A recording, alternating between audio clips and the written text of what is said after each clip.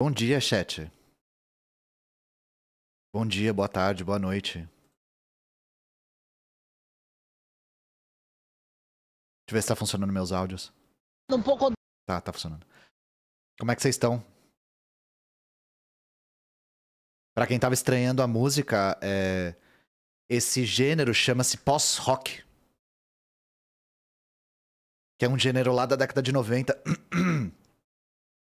E que usa timbres e instrumentos do rock, mas com músicas que são meio o inverso do rock. Pouca melodia, coisa muito longa, muita repetição. A música não tava nem na metade ainda.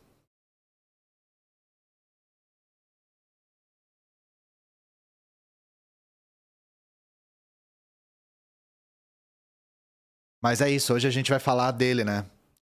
Pra quem viu lá nas minhas redes o anúncio, a gente vai falar do Dalai Lambi. Hoje a gente vai chafurdar mesmo. Porque a gente já tinha falado do Tibete ano passado, mas aí o Dalai Lama deu a oportunidade da gente falar de novo da história do Tibete, né? E espero que isso abra os olhos de algumas pessoas que ainda têm uma ilusão de que o Dalai Lama é uma pessoa boa. Olha o duto de Gimo. Vai ser o cano lá do Jornal Nacional, mas em vez de jorrando dinheiro, ele vai estar jorrando Gimo.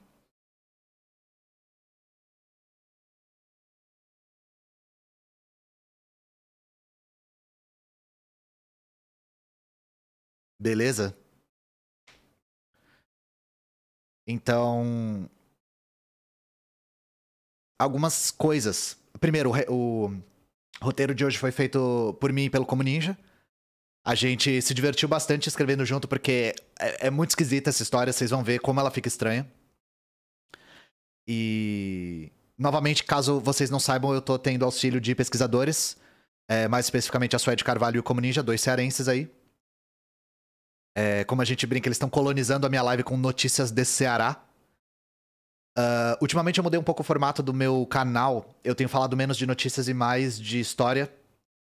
Eu particularmente gosto mais, dá mais trabalho, mas eu sou historiador, é a minha expertise, né? E se vocês pudessem dizer o que vocês têm achado, seria bom. Porque na internet é tudo tentativa e erro, gente. Por exemplo, vocês perguntaram muito por que eu não coloquei o vídeo sobre o diário de branqueamento no meu canal principal. Não sei. Não sei dizer, porque eu tô experimentando, sabe? É difícil construir dois canais ao mesmo tempo. A fronteira entre o que é notícia e o que é história não é tão rígida. Então eu fico. Assim, eu preciso ver. Eu vou ver se eu acho que eu vou tentar colocar o vídeo do Dalai Lama hoje no canal principal e ver como é que tá. O YouTube pode ter me boicotado, porque eu não posto lá faz tempo. Ou não. Não sei. Prefiro notícia e não preciso abrir o G1. Eu penso um pouco nisso, sabe? Liberar as traduções. Da última vez que eu chequei, não dá mais pra fazer isso. O YouTube tinha tirado essa função, mas ele pode ser colocado de volta. O que o pessoal precisava fazer pra legendar meus vídeos era me mandar a legenda e eu colocar manualmente. O que é algo que ainda pode rolar, tá? Se alguém fizer a legenda de um vídeo e me mandar por DM, eu coloco lá, mas tem que me mandar, sabe?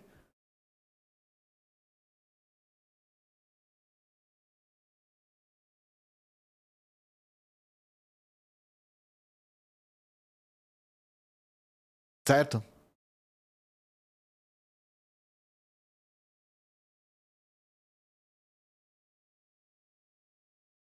Mas às vezes eu me sinto um pouco. Não sei. Eu sinto que é um conteúdo mais simples, né? Demanda menos preparo falar das notícias. E falar de história demanda um preparo desgraçado, assim.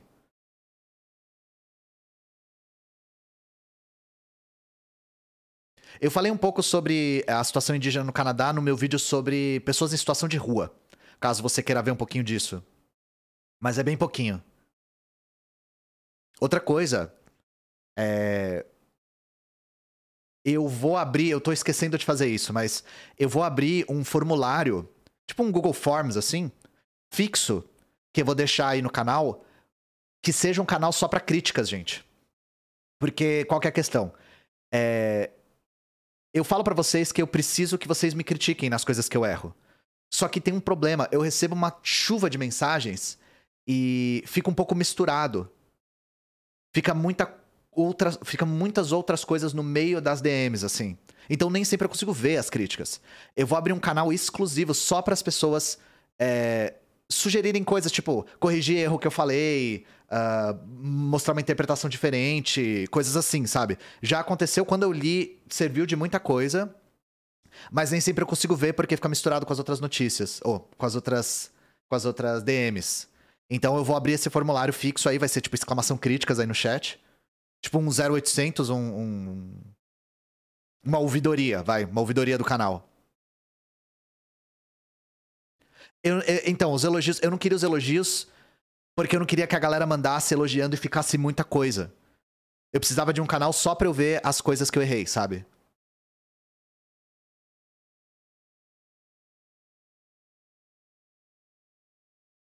Qual o modelo dessa webcam? É uma Logitech C922. Eu acho a melhor dessa série, mas para ser uma melhor, eu recomendo você pegar essa, se você quiser. Porque as webcams que são boas, entre aspas, que custam 1.000, 2.000, eu particularmente não vejo tanta diferença. Se for pra investir numa câmera muito boa, aí tem que comprar uma câmera mirrorless. Essa eu acho a melhor webcam e pra gastar mais com webcam eu acho que não vale a grana. Mas é minha opinião só. Por isso que eu uso essa até hoje. Tipo, reclame aqui, Sabe o que me fez pensar nisso também?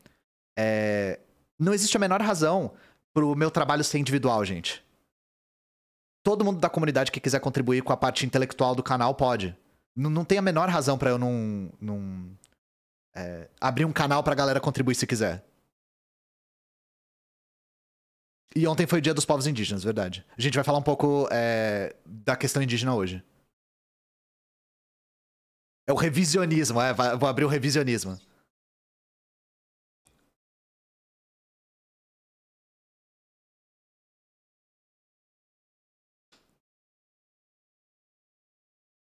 Eu dou um exemplo de uma crítica que veio e foi muito boa. Eu costumava falar que a União Soviética tinha sido o primeiro país. A Rússia, né, soviética, tinha sido o primeiro país a instituir a jornada de 8 horas de trabalho. Não foi o Uruguai. E o cara não só mandou a crítica, eu não lembro seu nome, mas obrigado pela crítica. E ele não só mandou a crítica, ele mandou o documento provando. Esse tipo de crítica é muito boa. Muito boa. Sabe? Todo mundo sai ganhando.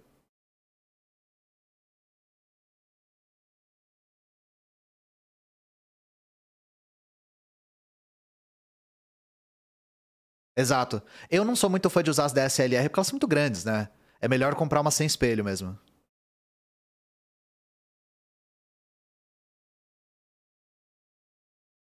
O que você achou da fala do Lula sobre games? Péssima. Péssima. Parecia. Foi o que um camarada que eu sigo no TikTok falou. Parecia que eu tava vendo um bolsonarista falar. Tipo, terrível, sabe?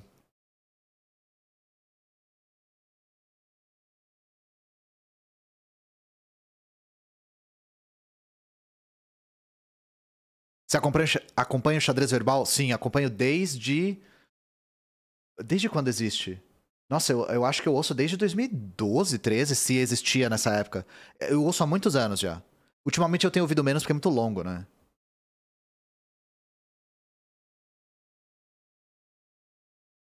2015, nossa, eu tinha a impressão de que era mais antigo. Eu tinha a impressão de ouvir na época do vestibular, mas acho que eu tô errado.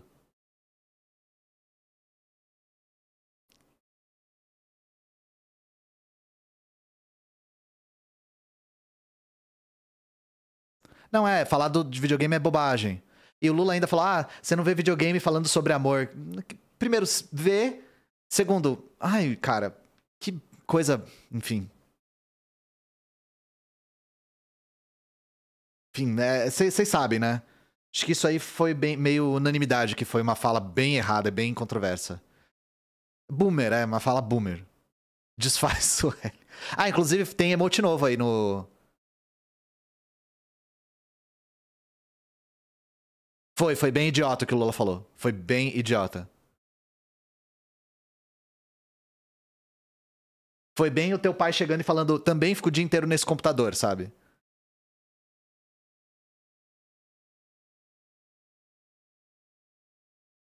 Metaverso, ó, metaverso. A capivara do metaverso aí.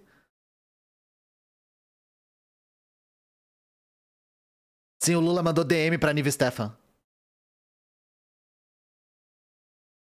Será que eles não aprovaram todos os meus emotes? Deixa eu ver aqui.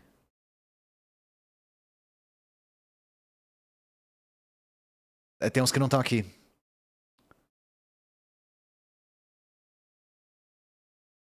Caralho, eles não aprovaram Faz o L. Olha que... Caralho, gente, tinha o Faz o L. Eles não aprovaram Faz o L, mano.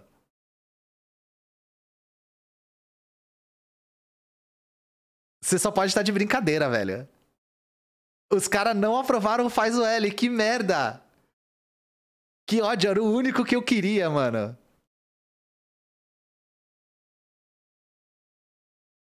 Agora, faz o L agora, então.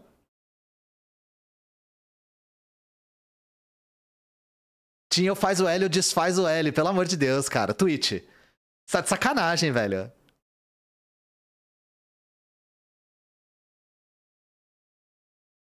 Tinha desfaz o L. Sim, tinha os dois. Eles não aprovaram nenhum dos dois.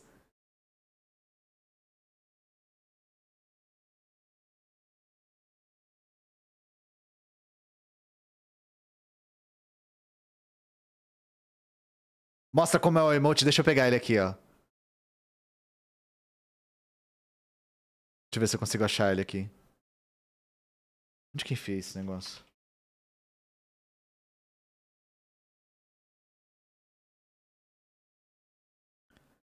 Faz o L aqui.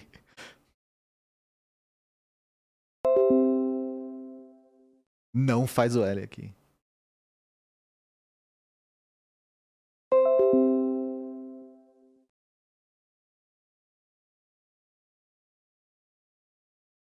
Ó.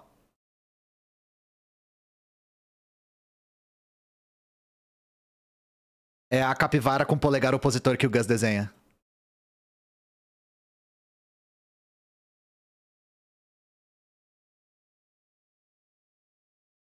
Olha eu com boné, olha eu sem boné, olha eu com boné, olha eu sem boné, olha eu sem boné, olha eu com boné. Faz o L, desfaz o L, faz o L, desfaz o L. Fica rico, fica pobre. Um pouco droga, um pouco salada. A Twitch não gosta do L, cara.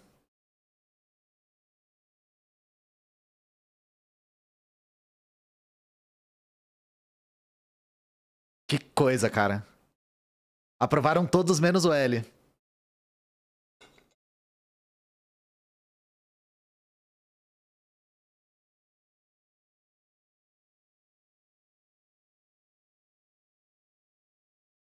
Tira casaco, põe casaco.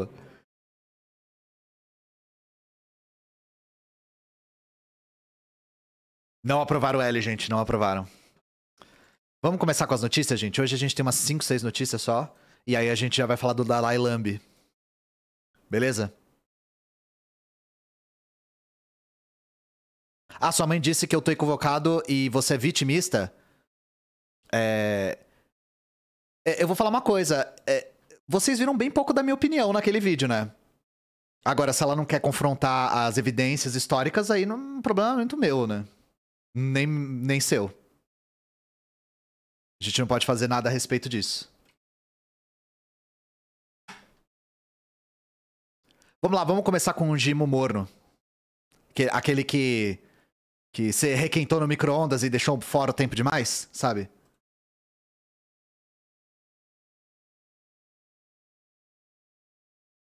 Vamos começar com o João Dória fugindo do personagem por 5 segundos. Só começando aqui porque eu achei isso aqui bastante divertido, né? Correio Brasiliense, Vinícius Prates aqui. Dória, abre aspas, eu achava que o liberalismo resolveria problemas, mas não resolve. Ex-governador de São Paulo disse que o liberalismo econômico não pode resolver todos os problemas do país. Para ele, deve haver uma função social nas ações políticas. Isso aqui é muito divertido, na boa, sabe? Primeiro, porque eu tenho certeza absoluta que gente da laia do Ricardo Salles e do Paulo Cogos vão começar a chamar o Dória de comunista, ou dizer, tá aí, ó, eu sempre disse que ele era comunista. Número 1, é falso liberal, não foi liberal o suficiente. Segundo, Dória, Eu vou falar uma coisa. Nem os liberais acham que o liberalismo vai resolver os problemas, tá? Não é pra isso que eles são liberais. Então, se você chegou a achar isso, tô ingênuo pra caralho. Por mais que os liberais digam isso, vamos combinar que ninguém acha isso, tá, gente? O novo é diferente, é top e é moderno. E eles não acham nem um pouco que o liberalismo resolve os problemas da humanidade. Não é pra isso que eles são liberais. É porque o novo tem uma coisa chamada consciência de classe. Só que a classe deles não é a nossa. É só isso a diferença, tá?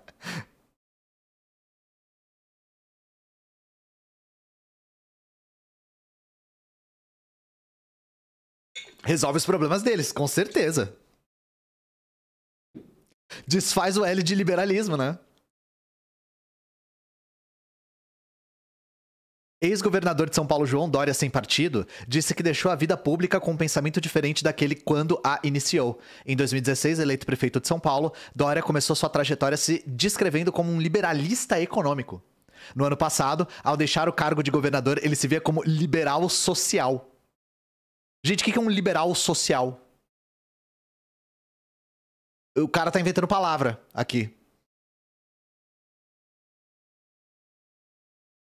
Aí, ó, a gente tem a capivara alienígena aí, ó. Fala alienígena português, filho da puta. É PSL, né? Partido Social Liberal. É aquele cara de terno na frente com a bunda de fora, sabe?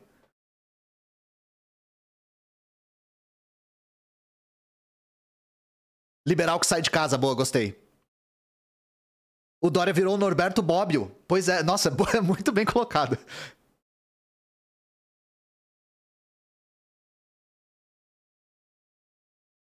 Em entrevista à Globo News na noite dessa sexta-feira, Dória disse que em todas as partes do país tem um brasileiro passando fome. Por isso é necessário ter uma função social nas ações políticas. Quantos anos esse cara tem? Peraí. 65. O cara demorou 65 anos limpo pra chegar nessa conclusão. O cara precisou ser meio prefeito e meio governador pra chegar nessa conclusão. E não é engraçado como ele teve uma vida pública que foi tipo um hobby, assim? Ah, não, passei, ganhei prefeitura, ganhei governo, saí, pá, nem completei, queria ver como é que era. Saí social liberal, agora.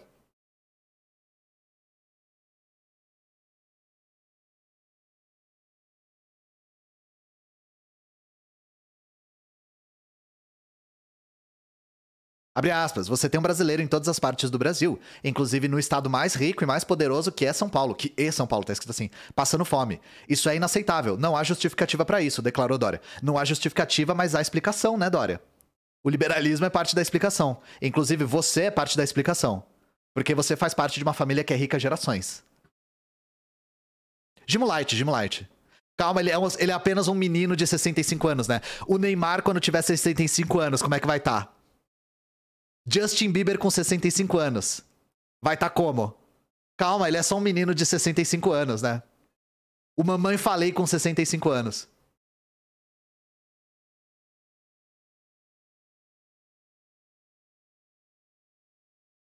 Ele declarou que quando iniciou a carreira política acreditava que o liberalismo econômico resolveria todos os problemas do país, mas mudou de ideia ao longo da trajetória. Gente, imagina estudar? Vocês já imaginaram estudar? Principalmente pensando, pô, eu vou virar membro do executivo. Talvez eu deva estudar. É uma hipótese, né? É uma coisa que eu pensaria se eu fosse entrar pra política. Abre aspas. Eu quero dar uma informação aqui a você. Atenção, hein? Atenção, Cidade Nova. Na verdade, um testemunho de aprendizado. Eu entrei na vida pública como prefeito de São Paulo e saí da vida pública como governador de São Paulo. Nenhum dos dois completo, né? Sendo que entrei como liberal e saí como liberal social.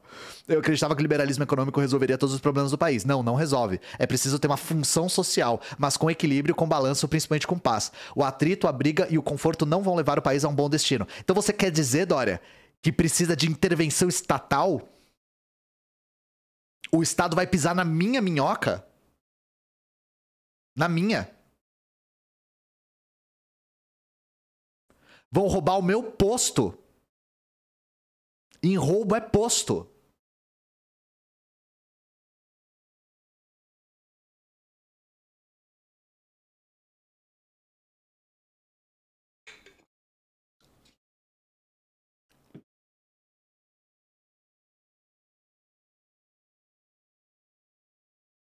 Dê sua opinião. A minha opinião é que isso aqui é muito engraçado. Essa é a minha opinião. Não pisa. Estado não mexe nos meus pão, como diria. Depois que o Dória falou isso, a galera vai estar como, ó?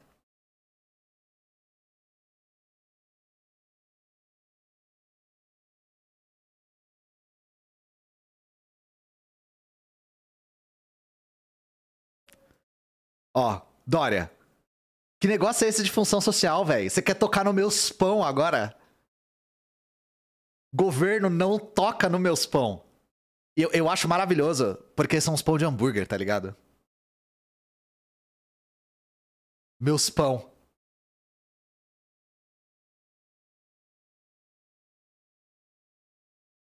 No misa na piçoca, é. Deixa eu ver os pics por enquanto. Porque as próximas notícias são pesadas, então felicidade dura pouco, né? É proibido ser feliz.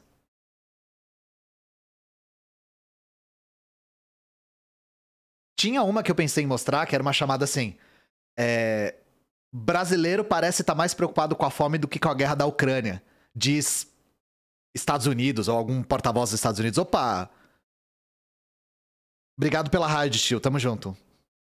Te amo na boca. Bem-vindos aí. A gente tava falando sobre como o Dória achava que o liberalismo ia resolver todos os problemas da humanidade, mas não resolve. A gente tava vendo como um menino de 65 anos tem muito a aprender ainda, gente. Vocês têm que ser compreensivos com o menino Dória. Aí eu tava falando de uma matéria que eu tava pensando em mostrar, que era: brasileiro parece estar mais preocupado com a fome do que com a guerra da Ucrânia. O que me lembra aquele meme, o time nessa situação e o cara jantando, sabe? O Dória é velho desse jeito, pra você ver como ser rico faz com que você tenha acesso a cirurgias plásticas. E tinta de cabelo também. Começou faz uma meia hora. Eu fui ler a matéria e a matéria não era tão ruim quanto o título, né? Mas o título era horroroso. O título era uma coisa do tipo: nossa, vocês aí jantando e aí tá acontecendo uma guerra na Ucrânia. Parecia isso, mas não era exatamente isso. Então eu achei que não valia a pena mostrar. Ele não tem 65 desde 2016? Boa pergunta. O Acaju. Pô, o Dória não pega aquelas tintas de cabelo que eu acho o cúmulo da masculinidade frágil, gente. Vocês já viram aquela tinta de cabelo que ela não pega no cabelo todo? Ela pega só, tipo, ela deixa uns pedaços grisalhos pra parecer que você não se importa? Pra não parecer que você é vaidoso? Eu acho isso muito masculinidade frágil. Tons de grisalho, Grecinha, exato. Devia chamar masculinidade frágil. Grecinho 5 pra barba e bigode costeletas. Eu acho isso muito, muito tosco. Tipo, o cara, ele não pode dar pala, né? Ele não pode parecer que ele se importa. Ele não fica pintando o cabelo, mano. Fica pintando o cabelo, mano. O Brizola usava essa tinta no final da vida? O Brizola tinha cabelo no final da vida? Ou eu tô viajando? Agora eu fiquei na dúvida mesmo. Brizola tinha cabelo? Vou escrever assim: Brizola tinha cabelo. Ele quase não tinha cabelo. Eu não tô doido.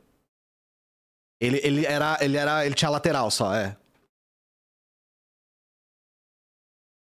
Grecinho fede, eu nunca vi. Ô louco, Cauê, 2 raids sequencial aí. Cauê, Buba, inclusive, obrigado pelo raid. Obrigado pela sequência do Vapo Vapo aí. Inclusive amanhã a gente vai estar no canal do Load, hein? Eu não falei com ele ainda, mas amanhã a gente vai estar no canal do Load. Provavelmente assistindo 4 episódios de Fullmetal Alchemist, porque o Load vai para o Japão. Aliás, gente, nós estávamos estudando frenologia esses dias aqui, né? Para falar um pouco sobre como existe ainda a permanência da frenologia no Brasil. E a gente viu esse diagrama maravilhoso. Eu preciso mostrar isso aqui pra vocês. Vocês mandaram o limão siciliano aí, eu lembrei. Eu vou mostrar porque vocês vão entender a piada. Isso aqui é um diagrama de frenologia de 1902, associando o formato da cabeça das pessoas com certos traços mentais. E nós temos o formato da cabeça do homem espiritual e o formato da cabeça do homem materialista. O formato materialista lembra quem, gente? E eu juro pra vocês que na hora eu não pensei nisso, sabe? Então é isso. Tá comprovado aqui, com ciência, hein, que o Cauê é materialista. Porra, pior que parece o Mussolini pra caralho, cara. E o Mussolini era... Nossa, sei lá quantos anos o Mussolini devia ter nessa época. É 1902, ele era recém-nascido, tá ligado?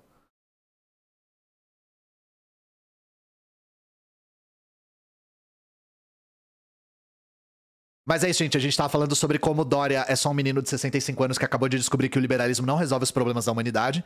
E aí a gente tava falando de Grecin 5. O que vocês acham? Qual a opinião do chat sobre Grecin 5? Sobre aquela tinta de cabelo que não pinta tudo, deixa uns negócios de grisalho, assim, pra não dar pala. O Dória não, o Dória pinta o cabelo todo. Acho top.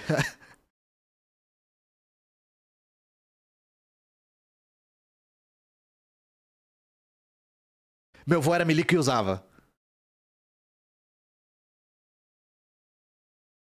Eu falei que eu acho masculinidade frágil. Ter cabelo já é vitória. Boa, esse comentário aqui assim, esse aqui machuca. Sabe por quê? Tá tendo muita piada de calvo ultimamente. E é porque a geração que cresceu com a internet tá toda ficando calva. Tá todo mundo com 30 e poucos agora. Tá todo mundo com o cabelo caindo. E tá todo mundo querendo lidar com essa situação com humor. Então é isso. Ter cabelo já é vitória. Muita gente achava que eu usava boné e touca porque eu tava cobrindo a minha calvície. O que, assim, faria, mas felizmente não sou calvo ainda. Bonde da finasterida, é.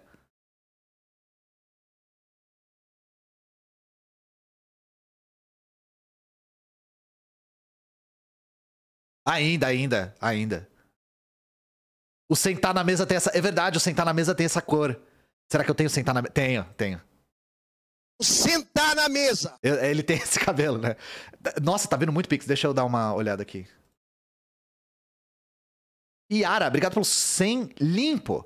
Não saiu a live sobre constelação familiar? Saiu sim, tá lá. Ah, não, o Vini colocou no canal dele. Saiu, mas tá no canal dele. Procura lá no canal Vini 10. Acho que esse 10,Vini tá aí no chat ainda. Mas geralmente a gente, quando faz live com gente que tem outro canal, tipo, a gente faz live em um canal e bota no YouTube do outro, pra ficar melhor pros dois, sabe? Anônimo, obrigado pelos 3,67. Liev, obrigado pelos 20. Tem alguma fonte legal pra estudar Rodia? Pra estudar o Rodia, você diz, tipo, uma fonte que não seja o próprio Rodia? Não sei. Fonte secundária, assim? Tem um livro, mas é um livro bastante apologético, que foi traduzido, inclusive, pelo camarada Thales Caramante, o fã número 1 do Rodia, né? Ele vai ficar puto se eu falar isso. Né? Um dos grandes admiradores do camarada Evair Rocha, que exatamente, é o nosso Enver. O Thales traduziu o nosso Enver, que é do sucessor do Rodia, do Ramiz Alia. É um livro sobre o Rodia. Mas é um livro bastante apologético, foi o que eu falei. Recomendo algum livro de história do Brasil? Depende do que você está querendo estudar. Eu recomendo vários.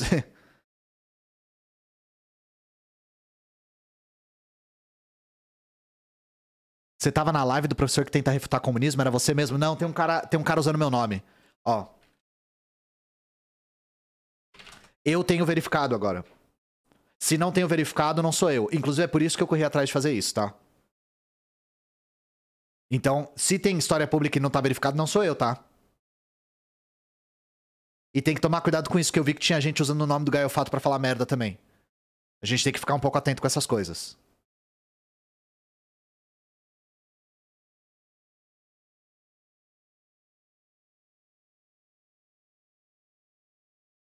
E na live do Brochado também não tá. Às vezes eu vejo e não falo nada no chat, gente. Mas se não tem o ícone de verificado, não sou eu, tá? Não dei donate no Brochada, não fui eu. Não fui eu. Ah, eu dei donate no Brochada no dia que o João foi. Isso sim, mas se foi recente, não fui eu. No dia que o João foi, eu tava lá sim. Inclusive eu fui burro e doei só o dinheiro e não mandei mensagem porque eu não sabia o que eu tava fazendo.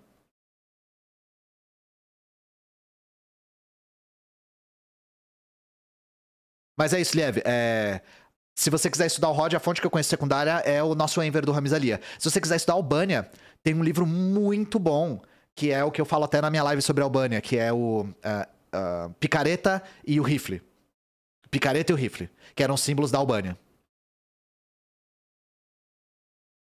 Rafafel, obrigado pelos R$50. Você acha possível a mídia fomentar um golpe, como foi com a Dilma, contra o Lula? Possível, eu acho. Eu não acho que a gente tá vendo isso ainda. Mas o que eu acho, ó, eu sou muito ruim de previsão, tá, gente? Mas o que eu acho que vai acontecer? Eu acho que vai começar a pipocar uns escândalos de, entre muitas aspas, corrupção, tá? Eu acho que isso vai acontecer cedo ou tarde. Então, se o caminho for ser trilhado, vai ser por esse caminho, tá? Que é um caminho que já foi muito funcional pra mídia. Eu tenho Prime Game, mas não sei da Subscribe. Você não tá com o Prime do lado do seu nome, então você precisa vincular sua conta com a Amazon.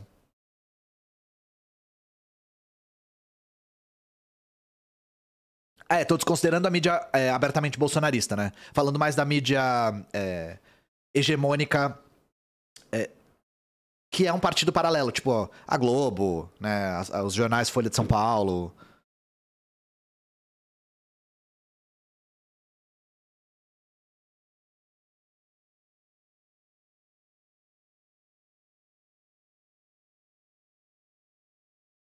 Você é daquele país da bandeira do arco-íris? Você quer dizer Bolívia? Não. Não, essa touca é peruana, na real. Ela veio diretamente do Peru, inclusive.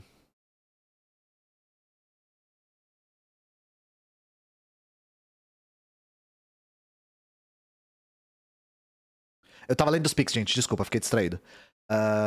Mas você acha possível a mídia fomentar um golpe? Não, eu acho mais possível a mídia começar a denunciar, entre muitas aspas, esquemas de corrupção. Gabriel Vasconcelos, obrigado pelos R$6.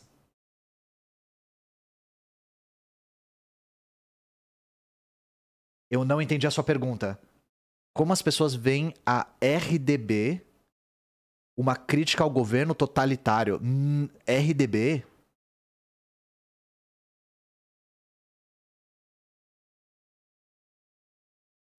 O que você quer dizer com RDB?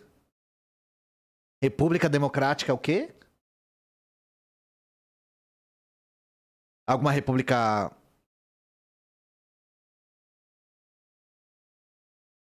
Não entendi. Não, desculpa. Eu tô checando o chat pra ver se eu sou burro. Vi que o Boris Falso morreu. Obrigado pelos R$3. Obrigado pelos R$3, Krishna. Então, o Boris Fausto foi muito importante pra minha formação como historiador, até porque eu usei muitos manuais dele pra preparar aulas. Só que o Boris Fausto tem uma visão diferente da minha, porque ele é de direita, né? Mas ele é um historiador de direita honesto, bastante honesto. Então, respeito muito o trabalho dele como historiador, mas tem uma divergência ideológica com ele. Acho que, com respeito, a gente consegue lidar com a questão e... Não, o Vila é reacionário, é pior. O Vila é um historiador reacionário. O Boris Fausto é um historiador de direita.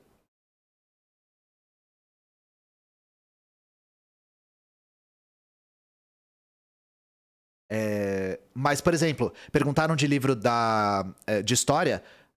O Boris Fausto tem um livro chamado História do Brasil, que é um manualzão que eu uso bastante pra preparar a aula. Quando eu quero checar uma coisa rapidinho, assim. E é importante, foi importante. Pra minha formação. Anônimo, obrigado pelos R$5.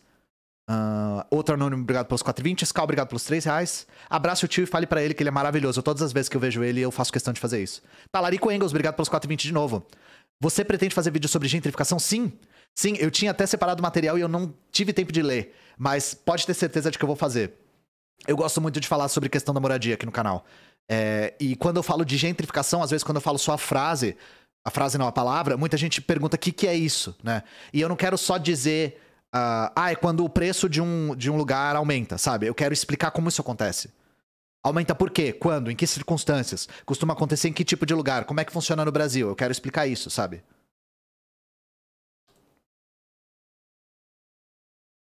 É isso, vamos passar para a próxima notícia? Oi, Cat. A Cat me ajudou a colocar o verificado no... Eu tava falando pra vocês, gente, que estão usando meu nome e eu não tava conseguindo mostrar meu verificado. Eu tive que ir no canal da Cat, que é verificada também, e ela teve que me orientar ao vivaço de como colocar esse negócio, de tão burro que eu sou. Então agradeçam ela, porque se não fosse ela, eu não ia conseguir.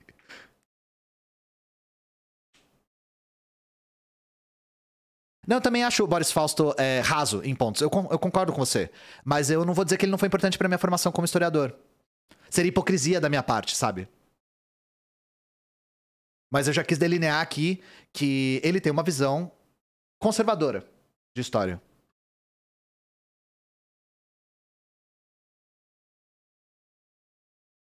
O Dória do multiverso. Eu tô gostando que a galera tá chegando agora e vendo a tela. E todo mundo tem a mesma reação, né? O Dória deixando o personagem dele de fora por 5 segundos, né?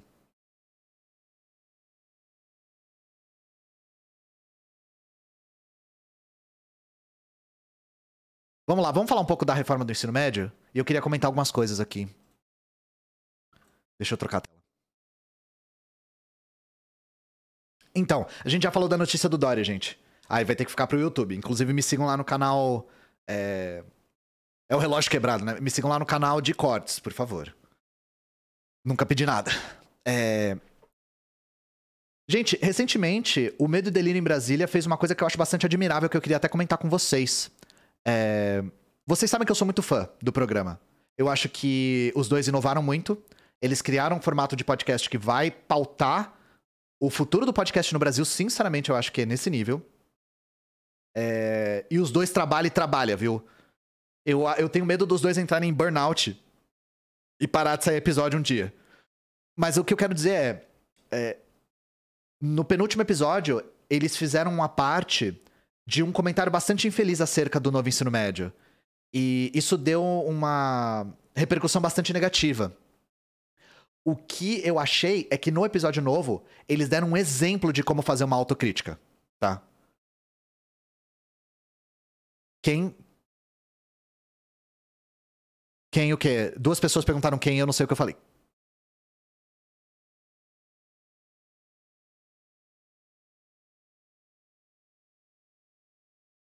Eu não sei que a galera perguntou quem, eu não sei do que estão perguntando, gente, desculpa.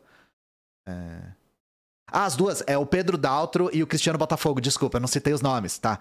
É um podcast sobre notícias do Brasil, gente. Eles do Medo e Delírio, tá? Desculpa, eu falei como se fosse senso comum. É um podcast que eu gosto muito, feito pelo Pedro Daltro e o Cristiano Botafogo, 2 cariocas que falam sobre notícias e criaram um formato que eu acho muito interessante de podcast. Eu recomendo bastante, eu escuto sempre, até pra ver um pouco de notícias sobre o Brasil e ter mais uma perspectiva sobre as notícias da semana, é por isso. E exatamente o que a galera tá falando aí no chat. Eu acho o último episódio um exemplo a ser seguido de como fazer uma autocrítica. Os caras realmente ouviram e responderam à altura. O novo episódio é uma autocrítica tão boa que eles deram metade do episódio de espaço só para professores falarem sobre o que eles estão passando com o novo ensino médio. Foi muito bem feito. Muito bem feito. Eu que sou criador de conteúdo, eu fiquei muito feliz, porque às vezes na internet parece que a gente não tem o direito de errar. E eles devem ter ouvido muita merda, sabe? Eles devem ter ouvido muito xingo. Até o próprio cara, eu não lembro quem é, desculpa, que fez uma parte que foi bastante infeliz mesmo, fez uma autocrítica, se retratou, falou um pouco sobre o que ele pensa. Cara, é isso que a gente quer, sabe? A gente quer avançar no nosso projeto e que todo mundo aprenda junto. Por isso o episódio é tão longo, exatamente. E eu ouvi tudo. Tudo. Porque eu sou professor e eu queria ouvir o relato de cada um. Os professores precisam ser ouvidos. Não adianta a gente reclamar que os professores não foram ouvidos e não ouvir os professores.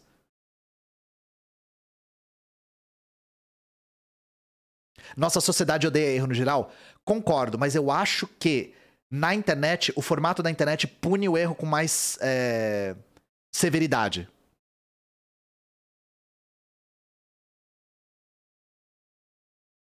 Então, porque quando você comete um erro na internet, ele fica gravado e circula de maneira independente da sua vontade, às vezes você é punido com bastante injustiça, né, pelos erros que você comete. Não é que o Monark não cometeu um erro, ele cometeu um crime, né? É diferente erro de crime. Mas aí o que rola é que a gente, mesmo sendo punido pelo erro, não pode deixar de se retratar, né?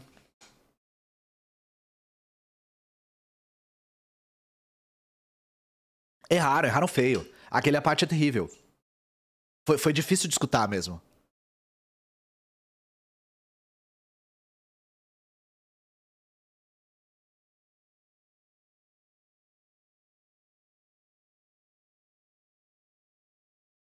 Quando você erra 20 bilhões no caixa da sua rede de varejo, acontece o quê? Pois é, uma excelente pergunta, né? Mas aí, falando sobre isso, então, falando sobre a reforma do ensino médio, Isabela Palhares aqui na Folha. Alunos ficam sem aula de disciplinas regulares do terceiro ano. Com a implementação do novo ensino médio, estudantes das escolas estaduais de São Paulo estão sem aulas de História, Geografia, Biologia, Química, Física no último ano dessa etapa do ensino. A nova grade curricular também só prevê 2 aulas por semana de Matemática e 2 de Português. O resto deve ser itinerário. São Paulo foi o primeiro estado a implementar as mudanças curriculares previstas pela lei do novo ensino médio. O então governador João Dória quis ser o pioneiro no modelo e por isso decidiu começar o processo 1 ano antes do restante do país. Assim, as alterações entraram em vigor no primeiro ano do ensino médio de 2021, no segundo ano de 2022, no terceiro ano em 2023, que é agora, né? Então, São Paulo é um dos poucos lugares que já está no terceiro ano, o novo ensino médio. Professores e alunos, no entanto, têm reclamado da ausência das disciplinas regulares, que foram substituídas por matérias dos itinerários. Ao todo, 400 mil estudantes da rede estadual estão no último ano do ensino médio, em São Paulo, né? Eles serão os primeiros do país a concluir essa etapa com o novo currículo. Então vocês imaginam, gente, eu vou ler de novo aqui, ó. Estudantes das escolas estaduais estão sem aulas de História, Geografia, Biologia, Química e Física. Como vocês acham que esses meninos e meninas vão se sair no Enem e nos vestibulares? E a gente já sabia que tinha uma disparidade imensa entre escolas particulares e escolas públicas. Só que imagina a disparidade agora, gente. Que perspectiva essas crianças vão ter?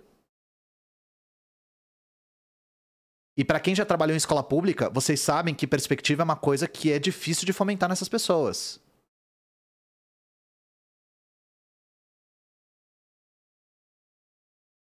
Então, é realmente muito trágico o que tá acontecendo. Me dói ver, e eu fico imaginando quem tá com o pé na sala de aula vendo esse sofrimento. No próprio episódio do Medo e Delírio, nos depoimentos dos professores e professoras, eles falam do desespero dos alunos.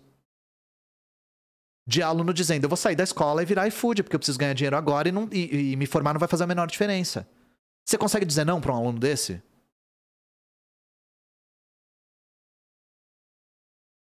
Você consegue dizer pro menino, não faz isso? Fica aqui que você vai ter perspectiva? Difícil convencer, né?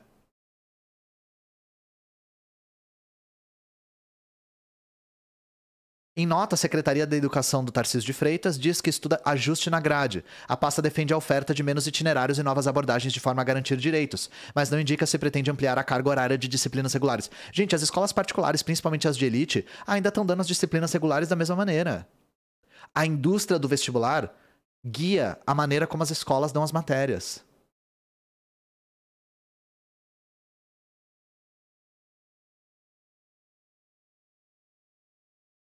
A matriz curricular definida pela Secretaria na gestão Dória concentrou as disciplinas das áreas de Humanas e Ciências da Natureza nos 2 primeiros anos do ensino médio. Assim, quando os alunos chegam ao último ano, passam a maior parte do tempo na escola com aulas dos itinerários. Com o currículo antigo, os alunos tinham 2 aulas por semana de cada uma dessas disciplinas em todos os 3 anos. Agora, no terceiro ano, não dispõem mais das aulas de Química, Física, Biologia, História, Geografia, Filosofia e Sociologia. E, gente, para quem ainda tem a ilusão de que isso aqui foi feito para melhorar o ensino médio, se eu perguntar para qualquer brasileiro qual que é o problema da educação, qual a resposta mais comum que vocês acham que vai surgir?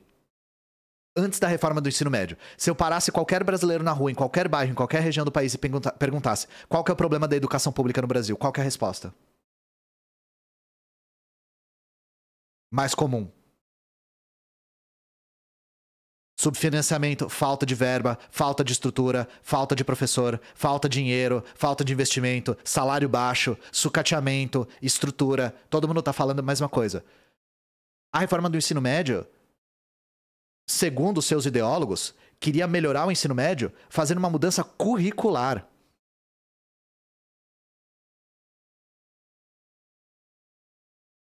A questão curricular, ela é um problema, mas ela é secundária.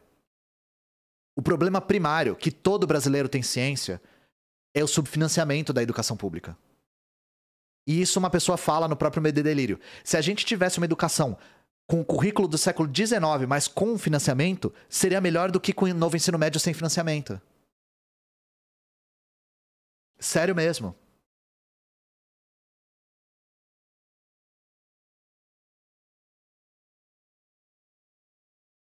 Então, a reforma do ensino médio não só não previa mais financiamento para as escolas, como o teto arrochou o financiamento. Foi até o inverso.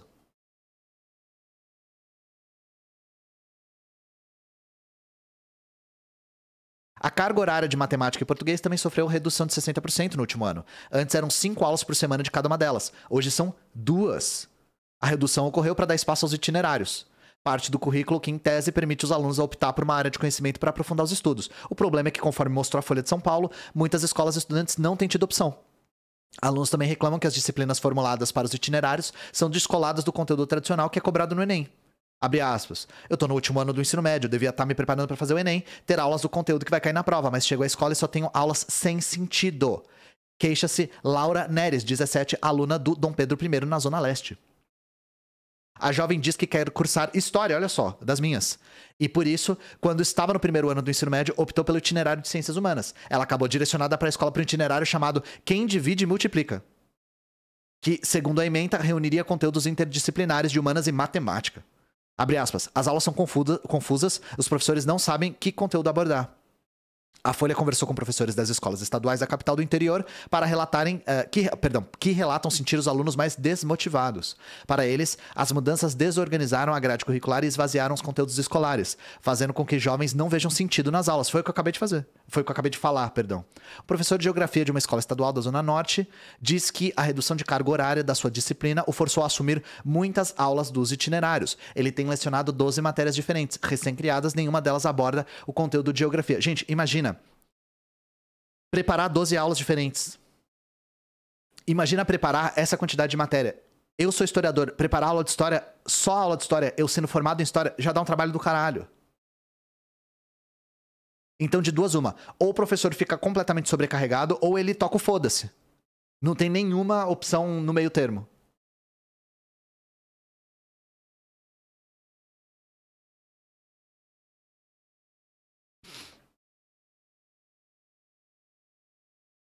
O docente que pediu para não ser identificado afirma que, em alguns momentos, ignora o conteúdo das novas disciplinas para ensinar geografia, pois considera injusto que seus alunos não aprendam o que deveriam. Segundo educadores, as mudanças têm exigido a busca de novas formas para motivar os alunos e encontrar alternativas para as lacunas de aprendizado. Pois é, e aí eles falam, nossa, tinha que ter uma mudança curricular porque o que causa evasão escolar é porque os alunos não veem sentido nas aulas. Gente, por favor, né? Evasão escolar está intimamente ligado a recorte de classe, a violência urbana, a falta de infraestrutura não só na escola, mas no bairro. Tem a ver com tudo isso. A escola não é um ente isolado de onde ela está. Só que isso tudo essas pessoas sabem. Em suma, isso aqui é uma reforma neoliberal. É para distanciar cada vez mais a escola pública da escola privada, para privatizar mais espaços ainda e para baratear a mão de obra. É para isso. Tá óbvio aqui a intenção. E quem fez sabia muito bem o que estava fazendo. Rebeca Cruz, de 18 anos, começou a fazer um cursinho popular em Guarulhos. Abre aspas. Ele viu que eu tava desanimada. O professor, né? Aos sábados foi indicada por um professor. Abre aspas. Ele viu que eu tava desanimada com as aulas e me deu a ideia de procurar um cursinho. É o que tem me dado esperança de que conseguirei passar no Enem, porque na escola não tô aprendendo nada. Tá, aí ela tem que ir pra escola e ir pro cursinho. Especialistas afirmam que, com a redução das aulas de disciplinas regulares e sem que os itinerários consigam abarcar os conteúdos tradicionais, o novo ensino médio deve piorar ainda mais os baixos índices de aprendizagem. Novamente, quem fez o novo ensino médio sabia muito bem disso. O resto é propaganda. E pagar o cursinho ainda por cima, pois é.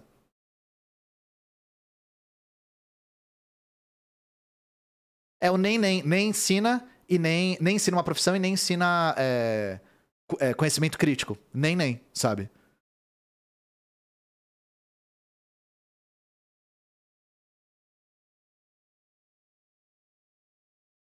A gente tá construindo resistência popular a esse tipo de evento. Se vocês forem no canal da Soberana lá no Instagram, vocês vão ver uma manifestação que a gente participou que tinha gente pra caramba. E as manifestações continuaram, que eu não pude ir nas outras. Os estudantes estão se mobilizando. As organizações revolucionárias estão se mobilizando. É que a gente tá a gente tá numa etapa de reconstruir o trabalho de massas no Brasil. E aí eu vou falar uma coisa muito séria agora, tá? O que esvaziou muito os protestos foi o boicote que o PT e as suas linhas auxiliares fizeram, tá? Porque eles entendiam que esse tipo de protesto ia prejudicar a imagem pública do presidente eleito. Então, historicamente, na história recente do Brasil, o partido que foi mais capaz de mobilizar massas foi o PT, e o PT tá abandonando o trabalho de massas, principalmente nos mandatos do Lula e da Dilma. Agora aconteceu a mesma coisa. Então, quem que organizou? As organizações estudantis, UBS, por exemplo, e os partidos revolucionários. Mesmo papo da greve dos entregadores. Desfaz o L. Se a Twitch tivesse deixado o meu emote de desfaz o L aí, desfaz o L. Então, por isso que eu tô falando, gente.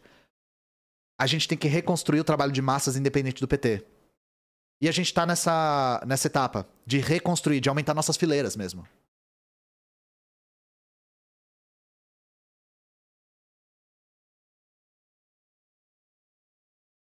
Tô muito frustrado que o desfaz o L não foi aceito, cara. Mas a Twitch não pode me impedir de mostrar na tela. Desfaz. Desfaz o L. Eu vou deixar aqui, ó. Desfaz o L. A Twitch desfez o L. Faz o Hélio, né? Por que não foi aceito? Porque é símbolo político.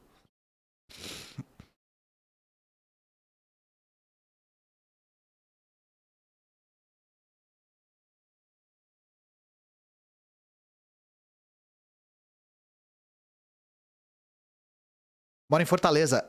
Tô em dúvida onde me organizar. Camarada Comuninja está aí no chat. Camarada também de Fortal City. E ele pode te orientar muito bem.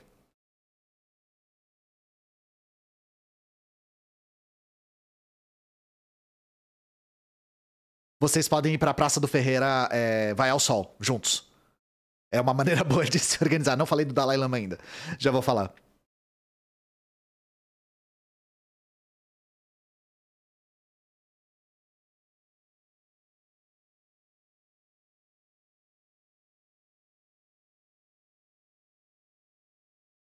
Como funciona a mobilização? Se você está falando do novo ensino médio, segue nas redes sociais as páginas da UP, do PCB e da UBS.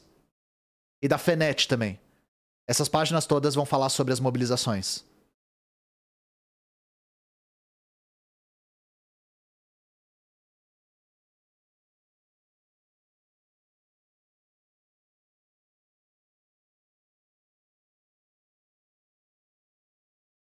Me diga um bom motivo pra não ter aula de direito constitucional no ensino médio. Eu não te dou um motivo. Eu acho que tem que ter.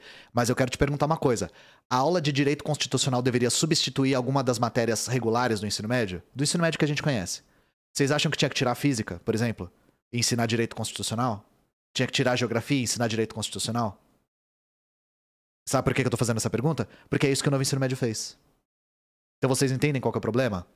Ninguém nega que esse tipo de matéria pode ter valor. O problema é que isso está sendo em detrimento das matérias regulares. Isso é sonegar conteúdo pro aluno. Sonegar. Depois do bait da portaria a galera desanimou? Não, essas organizações não caíram nisso. Quem tá comemorando o negócio da portaria é a ala mais petista que já tava desmobilizando as manifestações para começo de conversa, né? Também é sonegar a entrada na universidade. Com certeza é impedir mesmo. Filtro de pobre.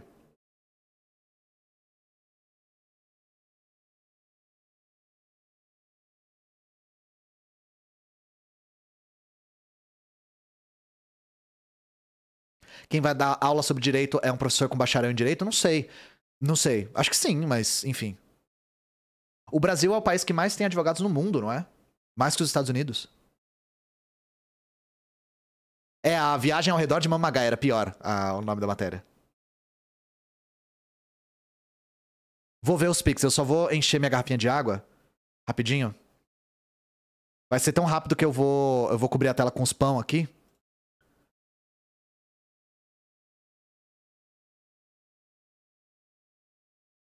Ó, não mexe nos meus pão. Eu já volto. Vou aumentar minha frequência cardíaca também.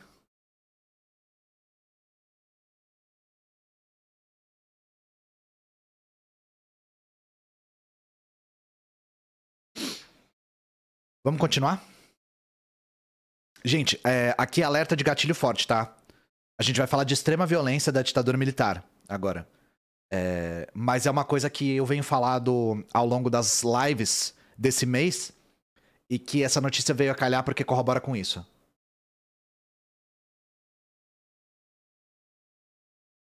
Mas aí gatilho, tá? Caso alguém se sinta mal de ver extrema violência e tortura. Não vê, mas fala sobre, né? Deixa eu ver se tem alguma foto que eu não posso mostrar. Tem um pau de arara aqui que eu vou bloquear aqui, peraí.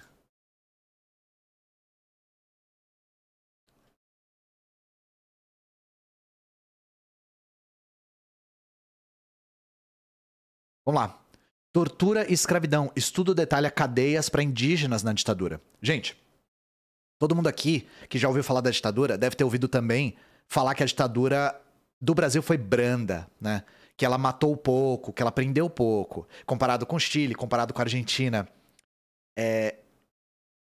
Isso não só relativiza a violência da ditadura, como isso ignora completamente a violência da ditadura para com as populações indígenas desse país, tá?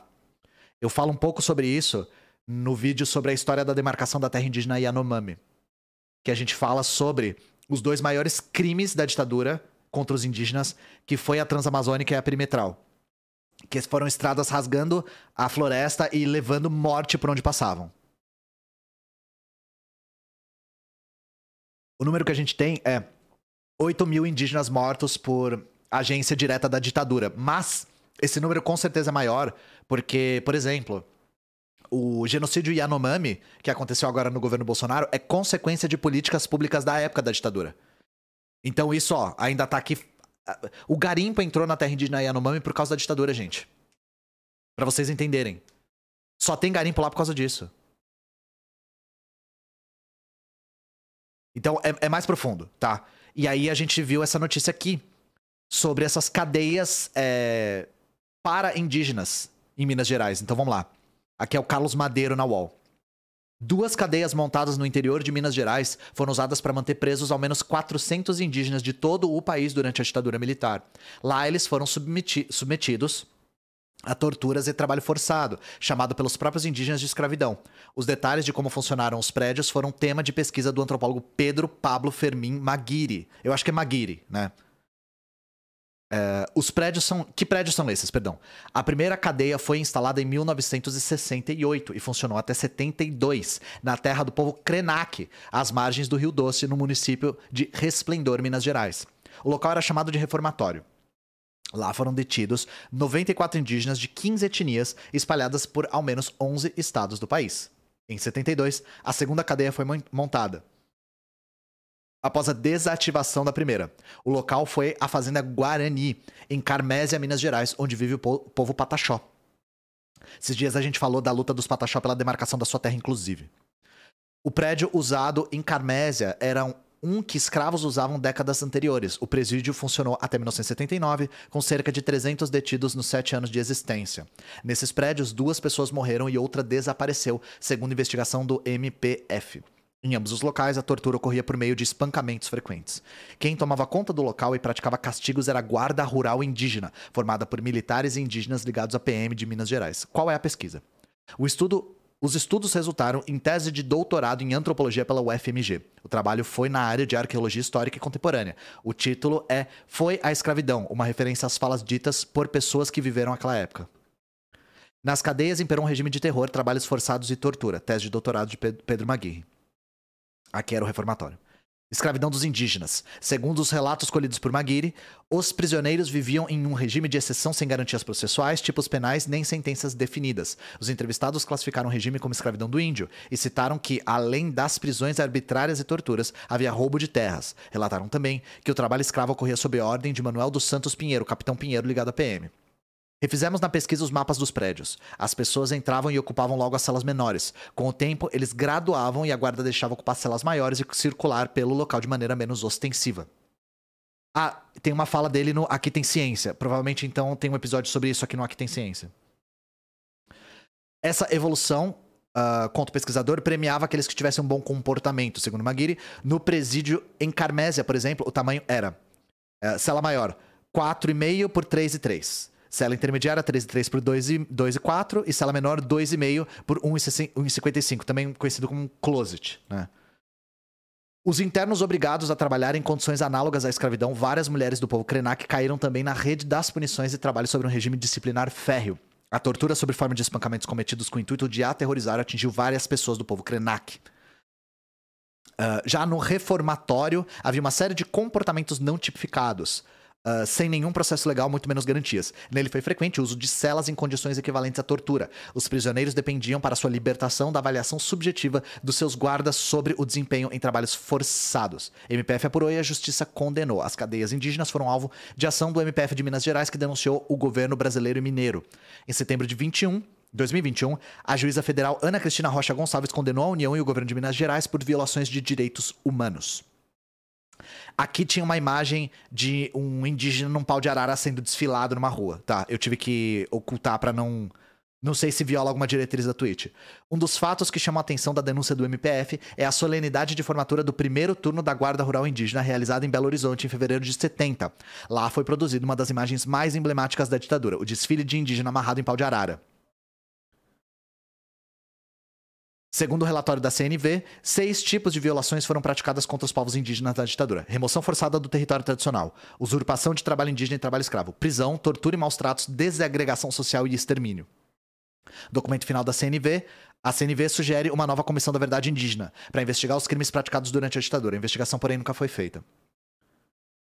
A mobilização para pressionar o governo Lula a criar a Comissão da Verdade Indígena. Em nota técnica, o MPF também se manifestou a favor. O tema será discutido em audiência pública no dia 25 de abril na Câmara, daqui a 5 dias, que deve ouvir violações cometidas durante a ditadura. A proposição é da deputada federal Célia Chacriabá, do PSOL. Segundo a CNV, pelo menos 8.350 indígenas foram mortos no período de investigação de seus trabalhos, mas diz que se trata de uma estimativa e que mais apurações são necessárias. É o número que eu falei pra vocês.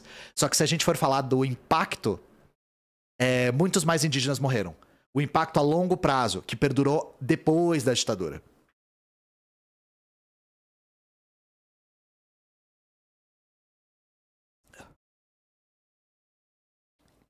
Então é isso, eu não tenho muito o que comentar porque eu não li a pesquisa. Mas eu queria trazer essa notícia aqui pra falar duas coisas. Primeiro, sempre que vocês forem falar de violência na ditadura, por favor, nunca esqueçam da violência contra os indígenas, tá, gente? Por favor. Isso é uma desumanização muito atroz, tá? Segundo, tem muito que pesquisar sobre a ditadura ainda. Caso a galera tenha a ilusão de que a gente já sabe tudo sobre a ditadura, que depois do fim a gente conseguiu abrir os arquivos, estudar tudo, isso não é verdade.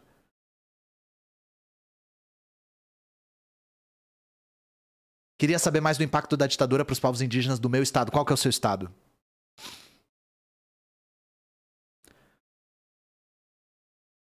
Deixa eu ver aqui os pics também. Paulo, obrigado pelos R$3. Fazer coluna Prestes funciona no sentido de apoio popular?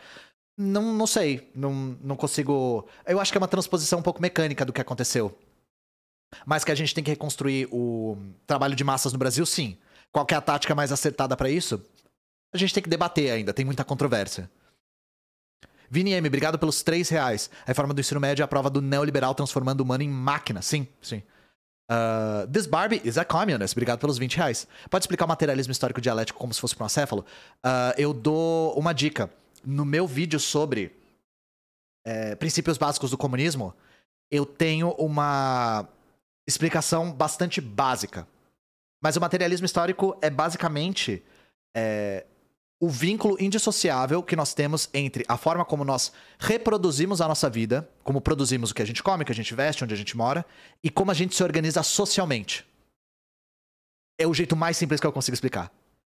E é uma coisa complexa porque é do pilar filosófico do marxismo, tá? Mas aí, pra isso ficar mais compreensível, tem que ver o vídeo. Então é a dica que eu dou, porque lá eu tento esmiuçar um pouquinho isso mais. Mas é o vínculo entre a materialidade e a forma como a gente se organiza socialmente. Acho que isso já ajuda um pouco.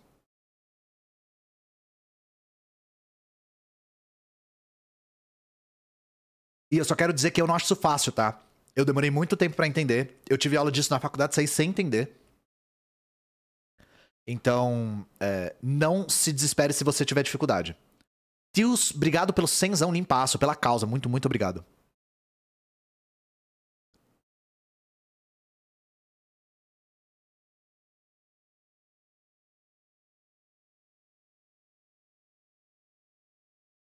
Não,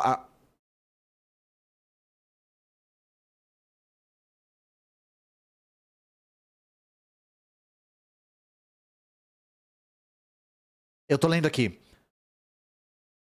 RDB é a sigla pra Alemanha Ocidental, é isso? Em que língua?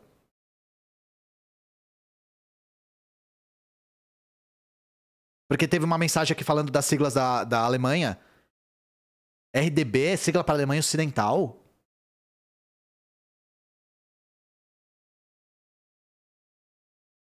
Enfim.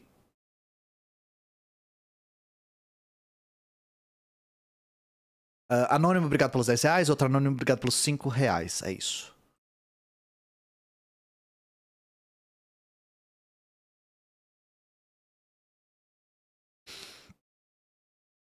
E aí, última notícia do dia, antes da gente ir pro Dalai Lama, que é o nosso ensaio. Vamos lá. Flórida bane educação sexual em escolas do estado. Então a gente tá vendo um ímpeto muito, muito, muito reacionário, sobretudo na Flórida, por causa do Ron DeSantis, que tá pavimentando o caminho dele pra presidência da República, na minha opinião, de forma inútil, porque se o Trump conseguir se eleger, ele ganha, tá? Eu acho que o Trump vai ganhar a eleição, de verdade, e corre o risco do Brasil fazer o espelho disso e algum bolsonarista, eu não acho que vai ser Bolsonaro, mas algum fascista ganhar a eleição depois do Lula, tá? Comitê de Educação do Governo do Estado dos Estados Unidos aprovou a proibição de qualquer instrução sexual e identidade de gênero em todas as séries dos colégios da região. Medida não precisa passar por legislativo. O governo da Flórida, dos Estados Unidos, baniu nesta quarta-feira qualquer aula ou instrução sobre educação sexual e identidade de gênero em todas as séries da escola do estado. A medida amplia a proibição desse tipo de conteúdo no ensino fundamental do estado, que já estava em vigor desde o segundo semestre de 2022. Trata-se da chamada norma Don't Say Gay, não diga gay, que gerou fortes críticas ao governo local ultraconservador. Só um parênteses. Pra vocês verem como isso aqui é uma coisa que vai e volta dos conservadores, assistam meu vídeo sobre por que a gente odeia Margaret Thatcher. Ela já tinha feito isso lá no Reino Unido, tá? Mesmíssima coisa. A ampliação foi aprovada nessa quarta pelo Conselho da Educação da Flórida.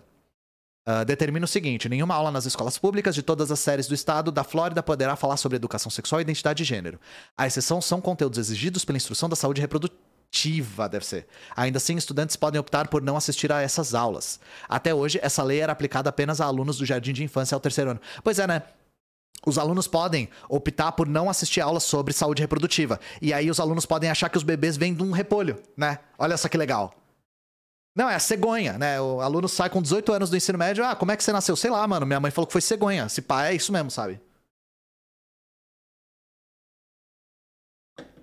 Minha mãe foi impregnada pelo Espírito Santo e eu sou um próximo descendente de Cristo, sabe?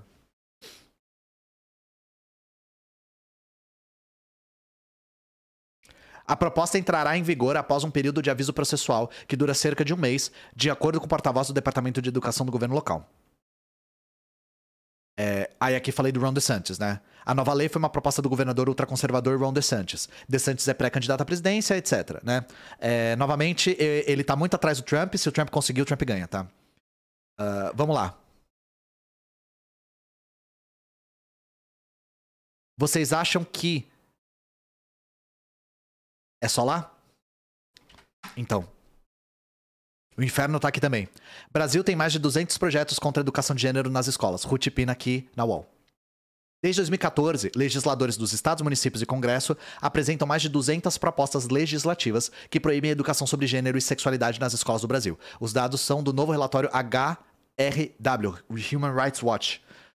lançado nessa quinta-feira. Intitulado Tenho Medo, esse era o objetivo deles: esforços para proibir a educação sobre gênero e sexualidade no Brasil. A pesquisa analisou 217 projetos de lei apresentados e leis aprovadas entre 2014 e 2022, destinados a proibir explicitamente o ensino ou a divulgação de conteúdo sobre gênero e sexualidade, ou banir a chamada ideologia de gênero ou doutrinação, nas escolas municipais e estaduais. Desses projetos, 21 ainda estão em vigor no Brasil. Um no estado do Ceará e os demais são leis municipais. O pesquisador Christian Gonzalez Cabreira, da Divisão de Direitos LGBT da HRW, afirma que o quadro encontrado pela pesquisa é alarmante, abre aspas. O que eles querem é proibir material sobre educação de gênero e sexualidade, materiais adequados à idade dos alunos e alunas, com base científica, que quer dar às crianças e adolescentes habilidade de vida, que os ajudem a compreender a si mesmos, seus corpos e abordar o tema com igualdade de gênero, diversidade e tolerância. O pesquisador também afirma que o efeito da propagação desses projetos é autocensura dos professores em sala de aula. Novamente, assistam meu vídeo sobre a Tátira, é exatamente a mesma coisa que eles falavam na década de 80. A pesquisa da HRW falou com 32 profissionais de 8 estados brasileiros. 32 profissionais. Muitos têm medo de falar sobre gênero e sexualidade na sala de aula e têm começado a se autocensurar. A gente também documentou casos de professores que sofreram assédio nas ruas, nas mídias sociais e sofreram diferentes tipos de processos administrativos das secretarias de educação quando eles queriam abordar esses temas. Para ele, os jovens também são afetados com esse espiral de silenciamento. Abre aspas, se os professores se autocensuram, esses alunos não recebem, é claro, educação que é importante para o desenvolvimento da saúde. Essa é a parte mais trágica. Os alunos não estão recebendo a informação que precisam. Aí falando da homofobia do Bolsonaro. Tá, comentários aqui então. Primeiro de tudo, vamos falar sobre educação sexual em escolas. Gente, o grande espantalho da direita é muito baseado na perspectiva de alguém que nunca viu o que é educação sexual numa escola, tá?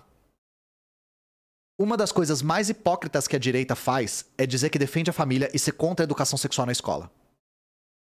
É ficar apelando pra saúde das criancinhas e a pureza das criancinhas e ser contra a educação sexual na escola.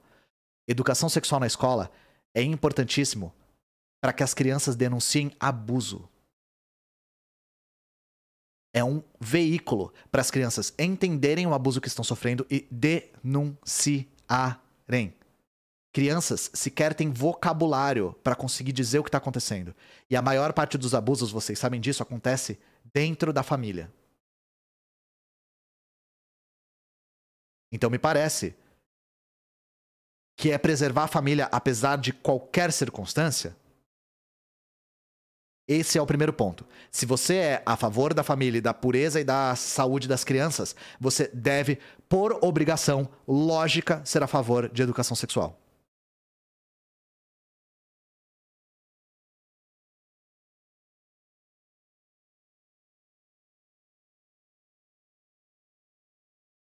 Esse é o primeiro ponto. O segundo ponto é... Não tá falando aqui, mas a gente sabe que muitos desses parlamentares usam o espantalho da ideologia de gênero. Ideologia de gênero. Gente, não existe ideologia de gênero, tá? Ideologia de gênero é uma fabricação da direita. Ideologia de gênero é uma fabricação da direita que parte de uma falta de interpretação do que é identidade de gênero, estudos de gênero, para criar algo que não existe e para basear essas leis em pânico moral, tá? Não existe ideologia de gênero. Não existe. Porque eles defendem que é uma ideologia que ensina as pessoas a serem homossexuais, ensina as pessoas a serem transgênero, e que estimula as pessoas a serem assim. Isso não existe. Isso não existe, tá?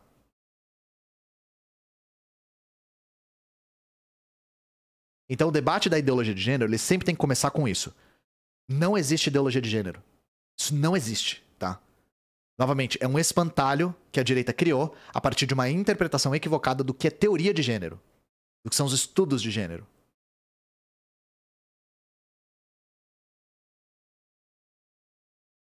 É isso que a Luna fala. Eles querem debater e não sabem o assunto do debate.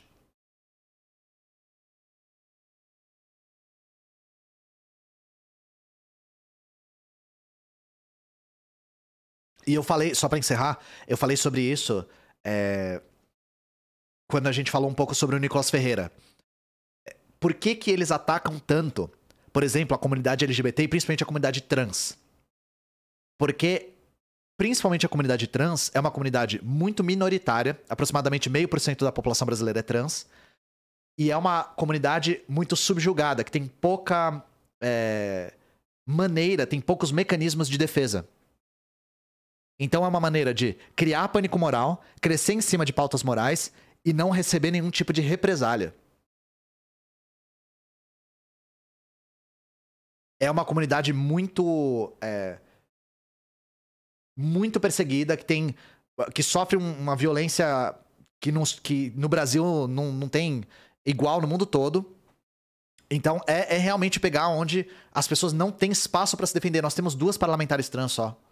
Isso agora, sabe?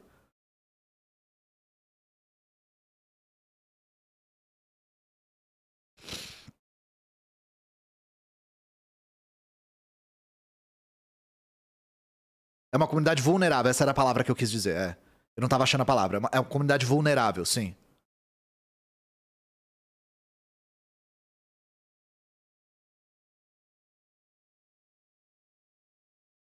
E é justamente por isso que eles usam esse espantalho.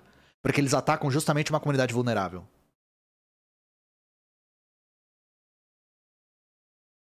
Tá acompanhando o Restrict Act, não sei o que é, desculpa. É covardia, é covardia total. Ah, sim. Não é, você pode responder dessa forma. Sim, existe, é uma coisa inventada pela direita. Mas o ponto é o mesmo, é só o artifício retórico, né? Quando a gente vai bater um duo no LOLzinho, só se for o Project L. Gente, eu vou deixar vocês com as capis um minutinho. E aí a gente volta com o Dalai Lama, tá? Aí só pra retomar alguns recados. Eu tô um pouco na dúvida se eu coloco esses vídeos no meu canal principal ou no meu canal de cortes. Esse eu vou colocar no canal principal porque eu quero ver o que acontece. Eu quero ver se o YouTube me puniu muito. Eu quero ver se o público responde bem, tá? Então eu vou fazer esse teste. Vai ser praticamente porque odiamos. Porque odiamos Dalai Lama. Mas vai ser mais curto que os meus vídeos de porque odiamos. Então por isso que eu não dei esse nome, tá? Eu já volto rapidinho. Voltei rápido. Aqui tem trabalho. Aqui tem.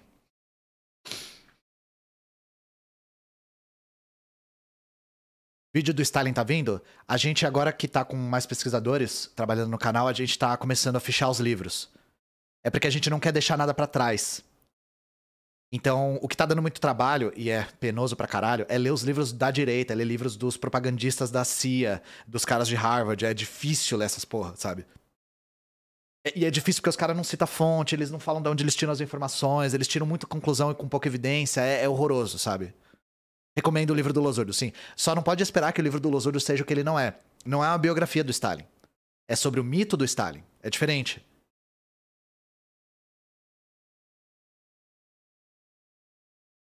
Se você quiser mais um livro que fale mais sobre a vida do Stalin, tem o Stalin, um novo olhar do Ludo Martins. E tem as biografias também, né? Os livros da Lavra Palavra são bons? São. Stalin 2, né?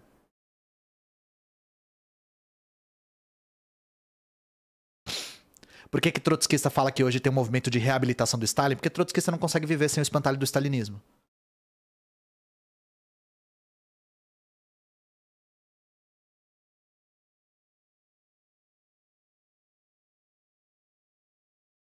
Gente, eu juro pra vocês, no meu vídeo sobre ideário do branqueamento, um trotskista literalmente comentou que eu tinha retórica stalinista no vídeo. Isso é um trotskista em piloto automático. É Trotsky bot, sabe? Talvez tenha sido um dos comentários mais nonsense que eu já recebi. Eu tava falando de história do Brasil. Minha retórica nem era tão marxista assim, sabe? Se alguém pegasse só esse vídeo, nem ia saber que eu sou comunista.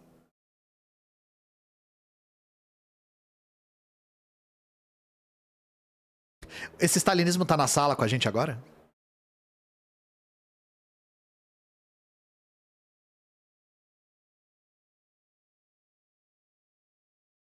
Existe livro sobre a história da União Soviética? Existem vários. Dá uma olhada em 2 editoras, que é a Nova Cultura e a Ciências Revolucionárias.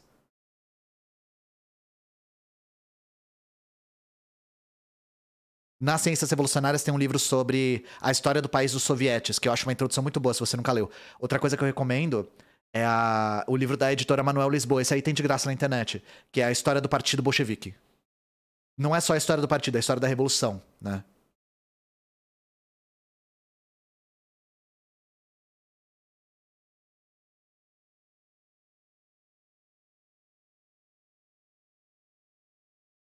Tinha gente dizendo que você não disse dos imigrantes que passaram fome. O nome do vídeo era Ideário de Branqueamento, o ponto não era esse.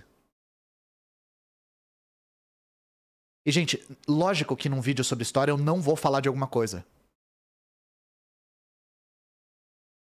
Posso dar uma dica no geral, assim, pra quem fala esse tipo de coisa? A última crítica que vocês devem fazer, não tô dizendo que não deve fazer, mas a última que deve ser feita é sobre o que a pessoa não falou. Porque sempre vai ter algo que ela não falou. A crítica mais fácil é, você não falou tal coisa. Claro que eu não falei tal coisa. A gente tá falando de história. História é complexo.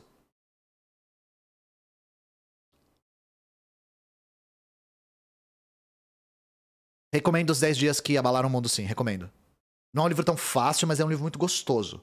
É que ele tem uma linguagem... tipo, se você não tá um pouco familiarizado com o que aconteceu na Rússia, ele é um pouquinho difícil, assim. Acho que como primeiro livro pra entender a Revolução, ele não é muito bom. Mas não é o ponto dele. Não falei sobre como afetou o Vasco, é. A Revolução Russa da Sheila Fitzpatrick, horroroso, péssimo, não leia, não vale a pena. Ou leia, mas você vai achar ruim, só, já tô avisando.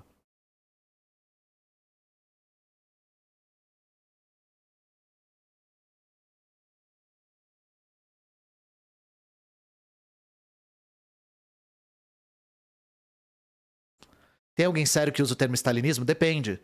Se for falar stalinismo como o período que o Stalin era secretário-geral do partido, eu entendo. Falar como linha autônoma política ideológica, aí não. Aí não. Porque ninguém consegue sustentar isso, sabe?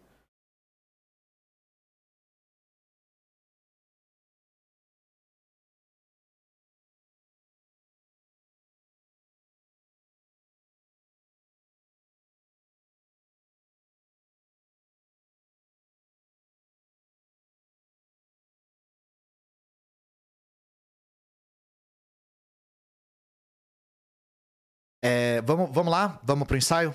Então? Não vai ser tão longo, não tem tanta coisa.